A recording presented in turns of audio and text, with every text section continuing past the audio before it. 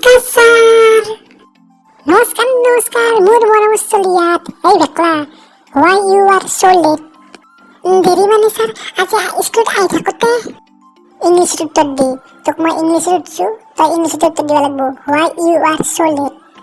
Sir, I am late কাৰণ মাই দেউতাৰ bike বোকাত ফাঁচিল, তাৰপিছত ষ্টাৰ্ট নহৈ গাড়ী বাইকখন ঠেলিং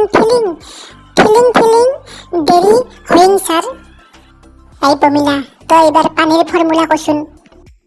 sir, H2O plus Z2 plus XL plus B2 plus C2। এই গাড়ী, তই এইটো পানীৰ ফৰ্মুলা কৈছা নে তোৰ মাথা কৈছা তই এইটো? হয় ছাৰ, এইটো পানীৰ ফৰ্মুলা কৈছোঁ, কিন্তু ছাৰ এইটো খোৱা পানীৰ ফৰ্মুলা নহয় ছাৰ, এইটো নালাৰ পানীৰ ফৰ্মুলা ছাৰ। এই এইবাৰ তই কচোন, জীৱনৰ পৰা শান্তি গুচি গ'ল, এই বাক্যটোই কি বুজাইছি? ধুনীয়াকৈ উত্তৰ দি।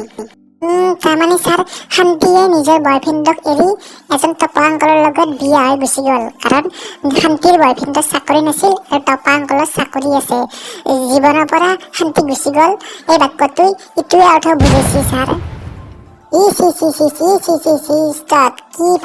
কি পালো মই ছাত্ৰ, তহঁতে মোৰ মাথা খাই দিলি দে। ছাৰ, আমি মাছৰ মাথাৰ বাহিৰে বেলেগ একো মাথাই নাখাওঁ ছাৰ।